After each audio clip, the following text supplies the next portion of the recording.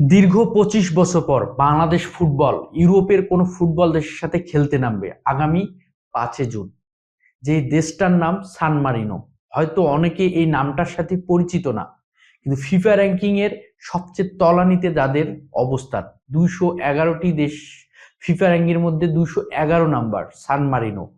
কিন্তু অনেকে হয়তোবা ভেবেই নিবেন যে বাংলাদেশ কেন এত নিচের দলের সাথে খেলতে নামবে, আহামরি কি আছে? কিন্তু অনেক কিছুই আছে।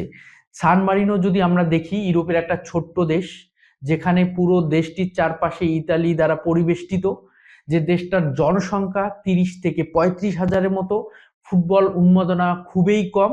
কিন্তু দেশটা বরাবরই যখন কোনো প্রতিপক্ষের বিপক্ষে খেলতে নামে ইউরোপের, সেই নামগুলো কিন্তু অনেক বড়, যারা বিশ্ব চ্যাম্পিয়ন, যারা বিশ্ব চ্যাম্পিয়নের কাতারে থাকে। সেই দেশটা যদি বলি, তাদের প্রথম ফুটবলের যাত্রা শুরু হয় ১৯৯০ সালে সুইজারল্যান্ডের বিপক্ষে ম্যাচ খেলতে নেমে।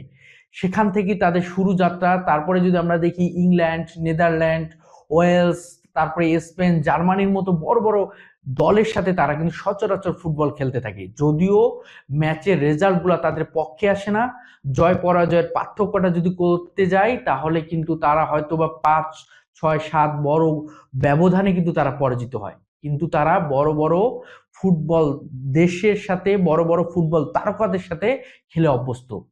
দলটা যদি ইউরোপ ছাড়া যদি কোনো এশিয়া আফ্রিকার দেশ হতো, তাহলে কিন্তু তাদের র্যাঙ্কিংটা হয়তো বা আরো অনেক উপরে যেত। তারা কিন্তু ভালোভাবে এশিয়া মহাদেশে একটা লিড দিত, বা আফ্রিকা মহাদেশে লিড দিত। এরকম একটা দেশের নাম সান মারিনো, যেখানে তারা ২২৩টা ম্যাচ এখন পর্যন্ত খেলেছে, ৩টা ম্যাচে তারা জয়লাভ করেছে, ২০৯টা ম্যাচ তারা পরাজিত হয়েছে, এবং সেখানে ১১টি ম্যাচ তারা ড্র করতে সক্ষম হয়েছে। এবং যদি আমরা দেখি, একদিকে ৮৭৯টা গোল হজম করেছে, অপর দিকে তারা গোল প্রতিপক্ষের জালে জড়াতে সক্ষম হয়েছে ৪২টি। এরকম একটি দেশের বিপক্ষে প্রথম বাংলাদেশ খেলতে নামবে। দেশটাকে কিন্তু ছোট করে দেখার কিছু নেই। ইউরোপের একটা দেশ, যে দেশটা বরাবরই বিশ্ব চ্যাম্পিয়নদের সাথে খেলে।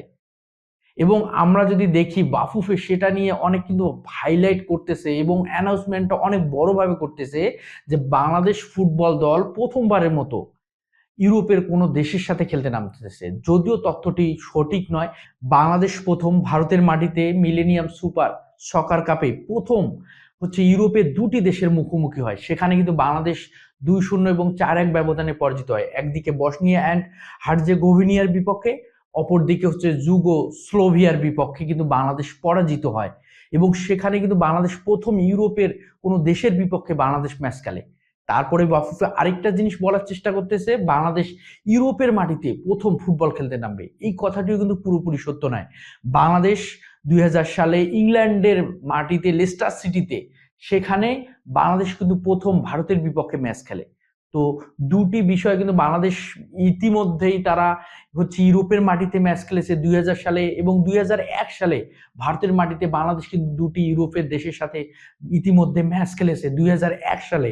তো বলতেই পারি যে দীর্ঘ ২৫ বছর পর বাংলাদেশ ইউরোপের মাটিতে খেলতে যাবে ইউরোপের কোনো দেশের বিপক্ষে।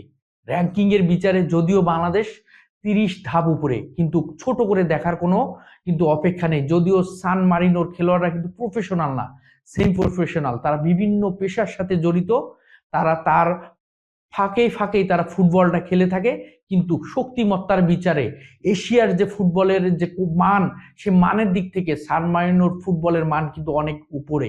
তারা বরাবরই কিন্তু প্রতিপক্ষ অনেক ওয়ার্ল্ড চ্যাম্পিয়নদের বিপক্ষে তারা খেলে থাকে। তো সান মারিনোর বিপক্ষে ৫ জুন বাংলাদেশের ম্যাচটা সত্যিকারের অর্থে ঐতিহাসিক একটা ম্যাচ। সেই ম্যাচটা ঘিরে হয়তো বা বাংলাদেশ ফুটবলের একটা উন্মাদনা ছড়াবে, যে ইউরোপের কোনো একটা দেশের বিপক্ষে আমরা খেলতে নামছি। র্যাঙ্কিংটা বড় ফ্যাক্ট না, বাস্তবিক চিত্রে বাংলাদেশের ফুটবলের মান, সান মারিনোর ফুটবলের মানটা কিন্তু আমরা মাঠের সেই প্রতিদ্বন্দ্বিতার মাধ্যমে সেই লড়াইটা কিন্তু দেখতে পাবো, সেই বাস্তবিক ফুটবলের চিত্রটা কিন্তু দেখতে পাবো। সেখানে হামজা, জামাল ভুঁইয়া, শামিদ সুমরা কি করতে পারে, প্রতিপক্ষকে কিভাবে ঘাবড়ে দিতে পারে, সেই লড়াইটা কিন্তু আমরা দেখতে পাবো।